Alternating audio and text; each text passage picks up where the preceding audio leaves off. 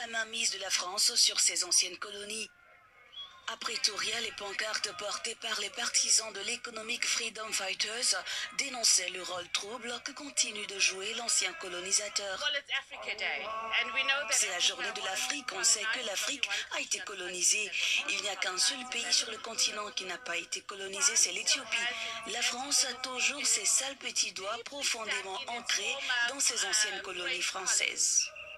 Si les indépendances ont été proclamées il y a plus de 60 ans, la liberté, elle, n'est pas encore acquise et plusieurs pays ont encore du mal à se débarrasser du joug français, ont clamé les manifestants. Pour Julius Malema, chef de l'IFF, la France doit quitter l'Afrique. Le colonialisme français sur le continent africain continue d'être la forme la plus brutale, cruelle et diabolique de colonialisme sur le continent africain. Nous, en tant que génération de combattants pour la liberté, nous rejetons et condamnons le fait que des décennies après la déclaration de la soi-disant indépendance des anciens territoires colonisés, les colonisateurs continuent à entretenir une relation coloniale et néocoloniale avec les pays africains qui sont censés être libres du contrôle colonial. Les revendications du parti de l'opposition sud-africaine ont été remises à l'ambassadeur de France qui, dans une brève déclaration, a affirmé, je cite, « Nous sommes les amis des nations africaines ». C'est la deuxième manifestation contre la présence française en Afrique en l'espace de quelques semaines. Voilà, on va s'arrêter là et puis je vais pouvoir faire mon commentaire. Excusez-moi, je j'arrive à caler ça déjà. Voilà. Excusez-moi. Voilà. Merci à vous pour votre patience. Bonjour aujourd'hui, donc nous sommes le 27 mai 2022.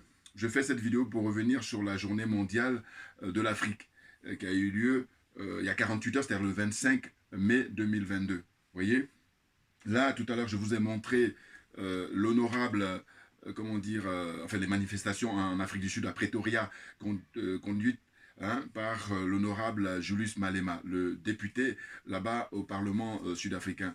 Un grand panafricain, un grand patriote, un digne fils d'Afrique.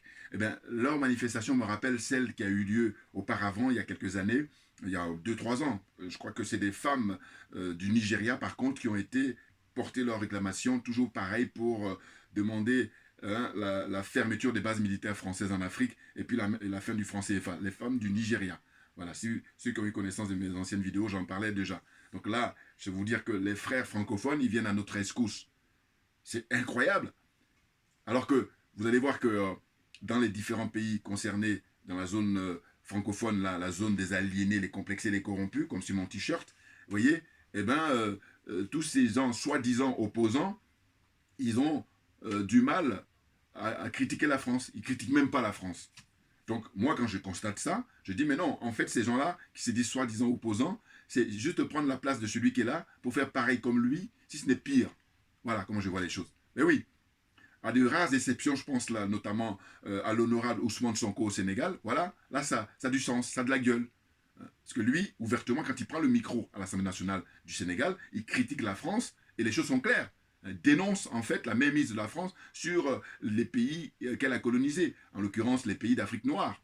Vous voyez, parce que il y a comme les pays d'Asie qui sont partis, qui ont quitté ce système-là, et puis les pays d'Afrique du Nord. D'abord, je vous rappelle toujours, la Tunisie est partie, a quitté le franc CFA, suivi du Maroc et ensuite de l'Algérie. Or là, le constat, c'est les Noirs, comme moi là, qui sont aliénés, qui sont complexés, qui sont corrompus, qui sont encore dans ce système nazi, ce système, comment dire, qui déshumanise l'Africain.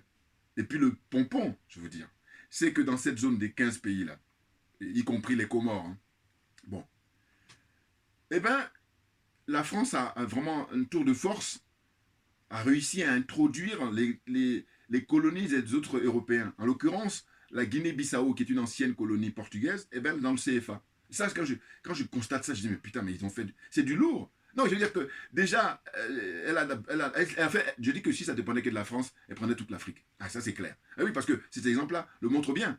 Et il y a une deuxième colonie, c'est la colonie espagnole, à savoir la Guinée équatoriale. Eh bien, la France a réussi, paraît-il à l'époque avec l'aide de Ouma Bongo, à insérer dans le franc CFA. Et puis, pour la Guinée-Bissau, c'était l'aide de l'ancien président du Sénégal. Vous voyez, donc c'est incroyable. Ces deux exemples que je vous donne montrent bien que la France, si ça dépendait que d'elle, elle prendrait toute l'Afrique. Et d'ailleurs, on observe que toutes les bases, enfin, comment dire, les bases militaires françaises, hein, là-bas sur place, et qui entourent d'ailleurs tout le continent africain. Et ils sont braqués comme ça sur l'Afrique noire, simplement pour le pillage à huis clos. Voilà, c'est le titre du bouquin comment on appelle ça, je ne sais pas si c'est un journaliste français, en tout cas, à l'époque, j'avais acheté son bouquin, ça remonte maintenant il y a 10 ans. Hein. Le titre, c'est Pillage à huis clos. Hein. Voilà. C'est bien dit, c'est bien écrit, voilà, c'est bien défini, c'est bien ça. À ciel ouvert, j'ajouterai moi. Voilà. À ciel ouvert. Ils pillent toutes les richesses africaines tranquillement comme ça. Et ces bases militaires, là, je vous dis, l'image que ça me donne, qui me vient à l'esprit, c'est les gens qui font du braquage. Aujourd'hui, il y en a moins parce qu'il y a plus, les banques sont bien équipées et puis notamment, il n'y a plus beaucoup d'argent au niveau de la liquidité comme ça. Mais sinon, il y a 30-40 ans, on assistait comme ça facilement à des braquages. Et bien, ça me fait penser à ça. Je dis que les bases militaires françaises là-bas en Afrique, leur rôle, c'est simplement de faire du braquage. Ils sont là pour terroriser. Et surtout, ce que je dis comme expression, je dis qu'ils prennent en otage le peuple africain. Rien d'autre. Voilà. C'est une prise d'otage et ça a assez duré. Voilà. Donc j'ai pris quelques notes là. Je vais le lire et puis après je vais continuer. Je vais les lire et puis après je vais continuer pour mon commentaire. Donc, la journée mondiale de l'Afrique a eu lieu le 25 mai 2022. Et à cette occasion, il y a eu des manifestations à travers différents pays. Maintenant, le constat qu'on fait, c'est de dire, je suis curieux de voir justement dans ces différents pays-là, surtout la zone francophone, comment ça s'est traduit, ces manifestations-là. Voilà. Ils sont tellement corrompus, ils sont tellement complexés, ils sont tellement aliénés qu'ils n'en profitent pas, comme en Afrique du Sud là-bas, de faire ce genre de manifestations justement pour attirer l'attention du monde entier pour dire que la France vit dans l'anachronisme. Elle veut continuer à mettre les Noirs en esclavage jusqu'à la fin de leur jour. Ça n'a pas de sens. Et comme on dit la liberté s'arrache, eh bien on est en train de battre de pavé, on est en train de se battre pour sortir justement de cette servitude volontaire. Voilà. Et on a des personnalités de référence. C'est l'honorable Ousmane Sonko, mais l'honorable Julius Malema. Et puis surtout le président, l'imperturbable Assimi Goïta au Mali. Vous voyez. Et puis aussi le président Touadéra en République centrafricaine. Voilà. Ils sont en pole position là pour libérer toute l'Afrique. C'est impressionnant et c'est très, très honorable. Vous comprenez? Donc je disais quoi? Je disais que cette date-là, il faut se rappeler que le 22 mai 1963, à Addis Abeba, a été créé l'OUA, l'Organisation de l'Unité Africaine. Et moi, je suis plutôt partisan de cette dénomination-là. Ben oui, parce que je dis, l'Union africaine qui a été créée en 2002, ça c'est, je crois, le forcing, ça a été commandé par la France, les Européens en général, l'Occident en général, et puis la France en particulier. C'est clair. Pourquoi? Parce que je dis, je ne peux pas m'empêcher de penser Union européenne, Union africaine. Alors que les pères de l'indépendance, faut vous souvenir, il y avait deux écoles à l'époque. Vous avez l'école de Monrovia, conduite par Houphouët-Boigny et Senghor, les adeptes de la France-Afrique. Et puis vous avez l'autre école, là, ce sont nous, nos dévanciers, très respectables. C'est l'école de Casablanca, au Maroc. Et là, il y avait qui? Il y avait justement des gens comme Patrice Lumumba, des gens comme Kwame Nkrumah, des gens comme Modibo Keïta, son excellence. Ce sont ces gens-là qui sont allés défendre les couleurs des Africains, défendre la dignité des Africains. Ils n'ont pas baissé leur froc. Suivez mon regard. Bon, donc pour poursuivre, ce que je voulais dire, c'est que donc, la date de création de l'OUA en 1963, le 22 mai, et il est question, à travers cet événement, de favoriser les liens et les échanges entre les pays du continent. Alors ça, c'est la théorie. Maintenant, dans la pratique, il faut y aller là. Il ne faut pas hésiter plus que jamais. Voilà. Sachant que cette date correspond à la création de l'Organisation des Nations africaines, la l'OUA, voilà, ce que j'ai mis. Et à l'époque, on rappelle qu'il y avait 30 pays sur 32 États indépendants qui avaient signé la charte fondatrice de l'OUA. Voilà. 30 pays en 1963 sur 32. Vous voyez? Parce que les autres pays sont venus progressivement. Puis avoir leur indépendance, par exemple. Mais généralement, c'est des indépendances, il faut mettre entre guillemets parce que c'est théorique. Parce que tu dis que tu es indépendant alors que c'est comment dire, un pays étranger qui assure la sécurité de ton pays. D'ailleurs, sécurité à vérifier parce que quand on voit ce qui se passe, notamment les histoires des pseudo-djihadistes là. Je suis désolé, hein. Non. Premier point. Deuxième point, c'est surtout le fait que tu puisses pas battre monnaie, que c'est le franc CFA qui est dans ton pays. En quoi tu es indépendant? Ou alors tu es indépendant que par le nom. Voilà, là c'est sûr. Voilà, là c'est sûr. Vous voyez? Donc pour la suite, je rappelais que ce jour-là, voilà, il a été pris comme jour férié hein, dans les différents pays, dans les nombreux pays, membre de l'OUA, vous voyez. Et donc, Julius Malema, je lui rends hommage là, un grand monsieur, un grand panafricain, un honorable, parce que je tiens toujours à rappeler, j'ai dit, mais il y a des gens qui ont des mandats de députés, ils ont des mandats de députés là-bas en Afrique, en Côte d'Ivoire, au Cameroun, au Togo, hein, au Gabon, au Bénin et tout ça, au Tchad, au Niger. On les appelle les honorables. Et moi, je dis, mais t'es honorable en quoi? Question, il faut me répondre. Et non, parce que ceux qu'on peut appeler honorables, c'est ceux qui mènent des actions, qui prennent des risques, qui mènent des actions dignes. Et non pas ceux qui sont là, juste ils ont le mandat, et puis c'est avoir la grosse bagnole.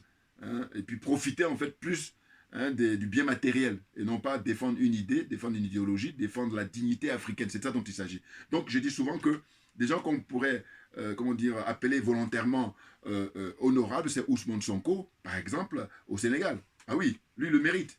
Hein. Et puis j'en oublie. Et en tout cas, il n'y en a pas beaucoup, malheureusement. La plupart du temps, tous ces gens-là qui sont dans ces parlements-là, ils ont peur de critiquer la France. Ils ne peuvent pas, c'est tabou. Voilà, c'est leur totem. Voilà, n'importe quoi. Donc c'est ce qui me pousse, je vous dis, à me répéter en disant que toute leur démarche, c'est de prendre la place de celui qui est là actuellement et puis faire comme lui, que ce soit en Côte d'Ivoire, hein, que ce soit au Cameroun, que ce soit au Togo, que ce soit au Bénin, que ce soit au Gabon ou au Congo-Brazzaville avec Sassou Nguesso, là. Sassou Nguesso, le franc-maçon de première classe. Là. Voilà. Et lui, pareil, il faut que le peuple, la jeunesse congolaise règle son compte, ce gars-là. Il faut qu'il soit jugé, parce que ce serait très important qu'il soit jugé, Sassou Nguesso. Ah là là, avec tout le mal qu'il a fait au peuple africain en général et le peuple congolais en particulier. Vous voyez? Donc je disais que Julius Malema, franchement, c'est grâce à lui que Jacob Zuma a quitté le pouvoir. Parce que lui, à l'Assemblée nationale, là-bas en Afrique du Sud, pouvait aller regarder les images. Il montait au créneau systématiquement. D'ailleurs, souvent, ils sont tous en rouge là. Et puis, ils se battaient avec les huissiers parce qu'ils demandaient des comptes constamment à Jacob Zuma. La corruption hein, dont il faisait l'objet, il était corrompu. Et une famille indienne là-bas qui lui donnait de l'argent, lui construisait son ranch. Voilà, une grande ferme comme ça. Et là, ça suffit pour vivre dans la corruption et puis laisser le peuple hein, qui est humilié depuis des décennies ne pas faire une politique pour qu'ils regagnent leur dignité. Vous voyez? Donc pour moi, je dis Jacob Zuma, Cyril Ramaphosa, qui encore l'autre qui était là auparavant, hein, qui avait qui avait pris la place du président Mandela quand il a fait juste un seul mandat, alors que je rappelle toujours, je dis que s'il y avait un président qui devait mourir au pouvoir en Afrique, c'est Nelson Mandela. Les choses sont claires pour moi. Ne serait-ce que les 27 ans de prison qu'il a fait là-bas. 27 ans de prison. Mais c'est pas rien. Et puis les prisons là-bas, hein, les 27 ans, c'était à casser du caillou en plein soleil et puis voilà, très très dur. Alors que les autres ici là, la plupart du temps, ceux qui prennent le pouvoir à Alassane Ouattara, on nous dit que voilà, il a été formé aux États-Unis, donc hein, il a été choyé toujours. Et puis il vient là tranquillement. Et puis il dit, par contre, moi je suis là jusqu'à ma mort. C'est-à-dire, ils n'ont aucun mérite. Et ils font du mal, ils font le sale boulot pour les Français, le sale boulot pour les Occidentaux. Et là, ils viennent là pour critiquer, ils ont le culot de critiquer Nelson Mandela. Pas tout le monde, mais certains là. Je dis, mais attendez, vous êtes tellement malhonnête parce qu'au fond, c'est quoi? C'est qu'ils disent souvent, ce qui revient, c'est oui, mais il n'a pas bien négocié les contrats et tout, c'est pour ça que les Noirs, ils ont du mal à. Mais j'ai dit, bon, écoutez, comme les générations se succèdent, eh bien, pour lui, j'estime qu'il a fait ce qu'il pouvait. Mais là, pourquoi ceux qui l'ont remplacé hein, Thabo Mbeki, par exemple, pourquoi ils n'ont pas fait le nécessaire? Ah oui, ce serait intéressant. Ah oui, parce qu'ils n'ont pas pris de risque. Et plutôt, ils étaient là dans la cupidité. Dans la stupidité et dans la cupidité, les deux. Parce que eux, étant donné qu'ils sont plus jeunes que Mandela, eh bien, ils devraient aller plus loin. Plus loin, c'est-à-dire que dire, bon voilà, comme il n'a pas pu signer les contrats pour que les Noirs aient tous les droits, c'est-à-dire sur le plan politique et puis sur le plan économique, eh bien non, ils ne l'ont pas fait. C'est ça qu'il faut critiquer, plutôt que d'aller critiquer le pauvre Nelson Mandela qui lui a qui a donné 27 ans de sa vie. Ces gens-là, alors c'est vrai que j'ai appris que Zuma aussi a fait 10 ans, mais 10 ans, bon attends. Quoi qu'il en soit, je dis que tu es beaucoup plus jeune. Voilà. Et à partir de là, tu dois avoir une démarche de rectifier le tir. Et ce n'est pas le cas. Donc je dis, si vous voulez critiquer, c'est plutôt ces gens-là qu'il faut critiquer si on se veut honnête intellectuellement, et pas Mandela. Ou encore le pompon, il y en a d'autres qui sont les plus malins, qui vont encore plus loin en disant, oui, ils montrent des photos, ils disent, ouais, vous savez, à l'époque, il était franc-maçon. Ah bon? Mais dans ce cas-là, comme on sait que la franc-maçonnerie, c'était tous les dirigeants africains là, à 100%, mais je dis, mais comment ça se fait que les autres, ils ne vont même pas 1 an de prison ou 6 mois de prison?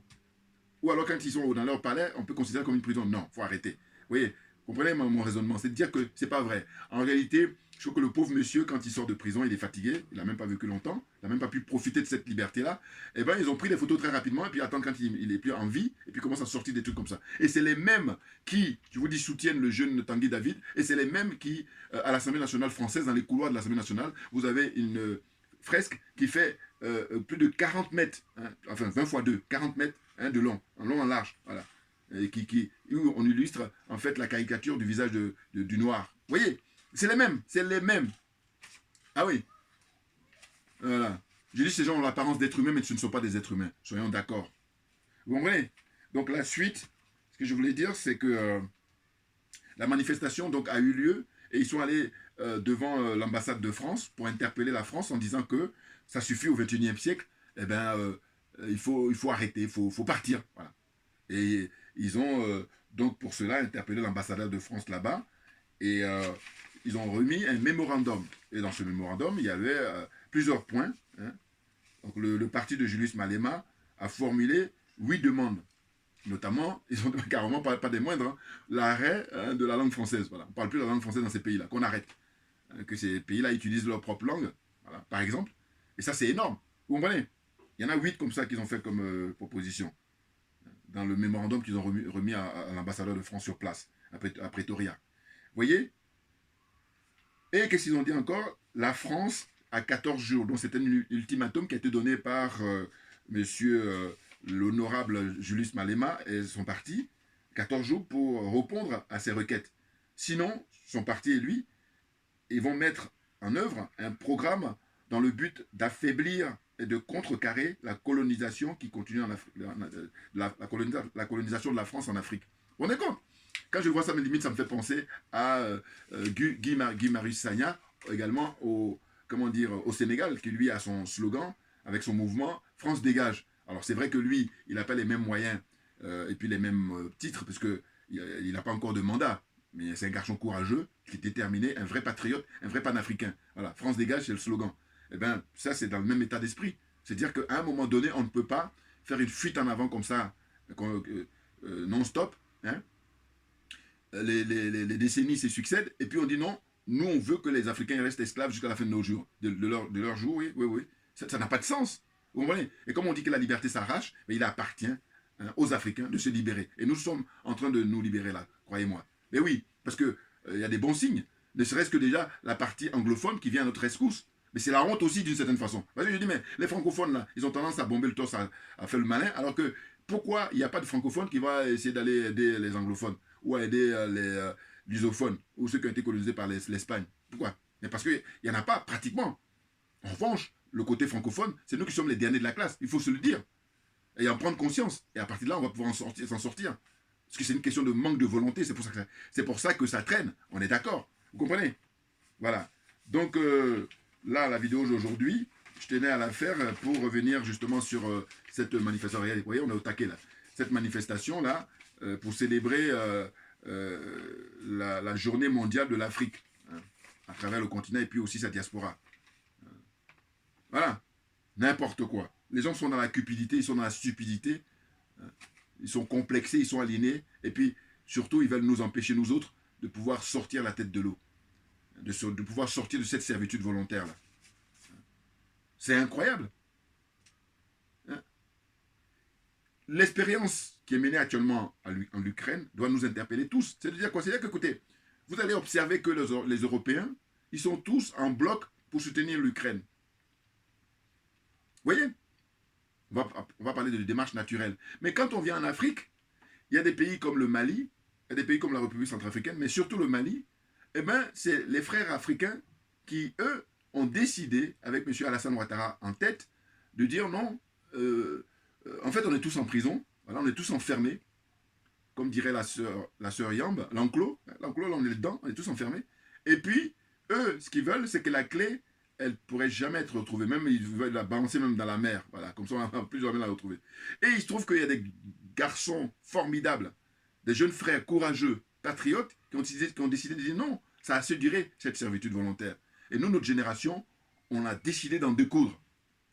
N'en déplaise à la France et ses partisans. N'en déplaise aux adeptes de la France-Afrique. Donc, M. Ouattara, comment dire, Bazoum, monsieur Macky Sall, eux, ils vont œuvrer pour que le peuple malien soit dans l'asphyxie. C'est-à-dire, ils puissent ne plus rien avoir sur le plan économique. Or, ça fait 5-6 mois que ce blocus-là est mis en place, mais finalement, comme ils ont affaire à un peuple digne, qui est prêt à résister et qui a compris, surtout, il a une conscience politique très importante, ce qui n'est pas le cas dans les autres pays là. Hein? Bon, eh bien, ils résistent parce qu'ils ont compris l'enjeu. Comme j'ai dit, regardez, quand ils s'expriment très souvent, ils parlent en bambara. Ce qui fait que le vieux ou la vieille ou tous les gens qui vivent au village qui n'ont pas forcément la compréhension du français, eh bien, ils comprennent les enjeux puisqu'on leur parle en bambara. C'est clair, c'est direct.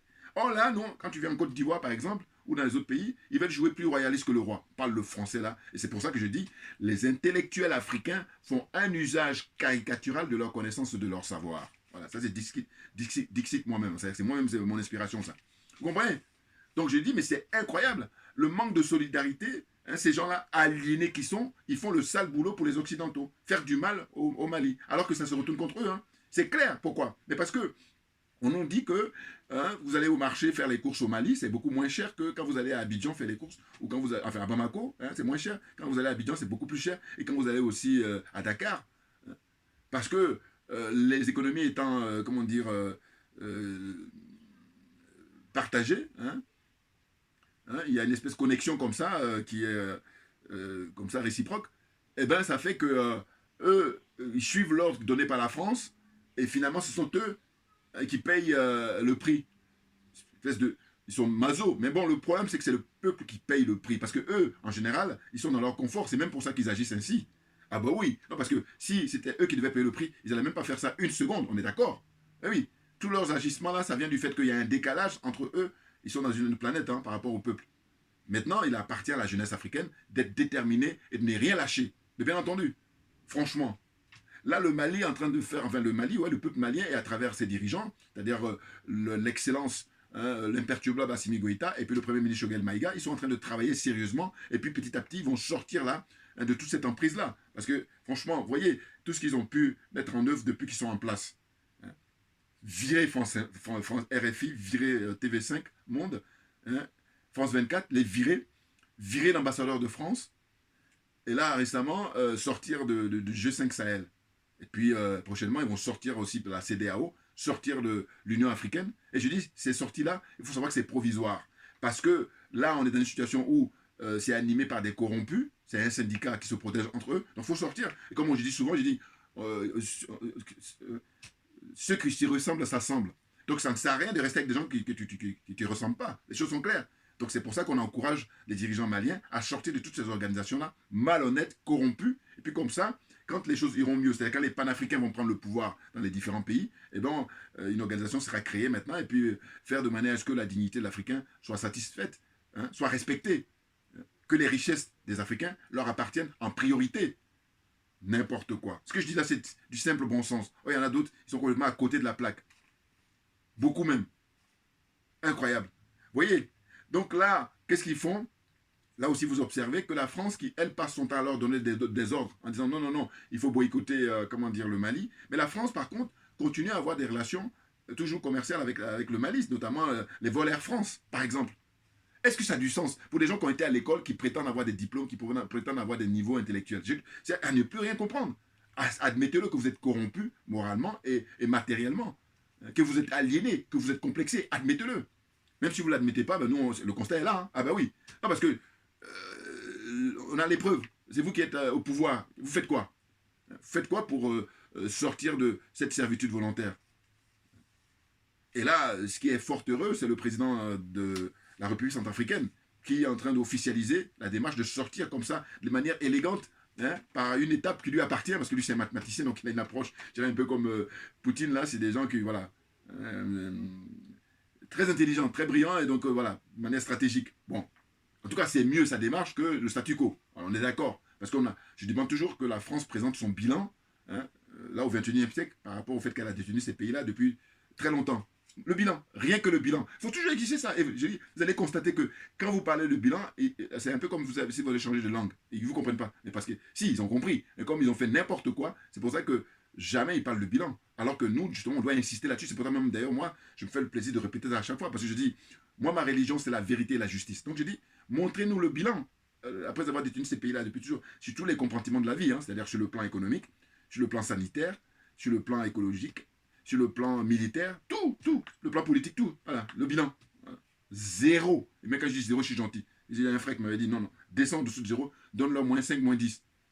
Voilà, comme ça, ils ont des points à rattraper. Parce qu'à zéro, déjà, ils partent, non. Donc, moins 5, moins 10, moins 15 même, voilà. Moins 20. Non, mais il faut y aller là, non, parce que c'est la catastrophe.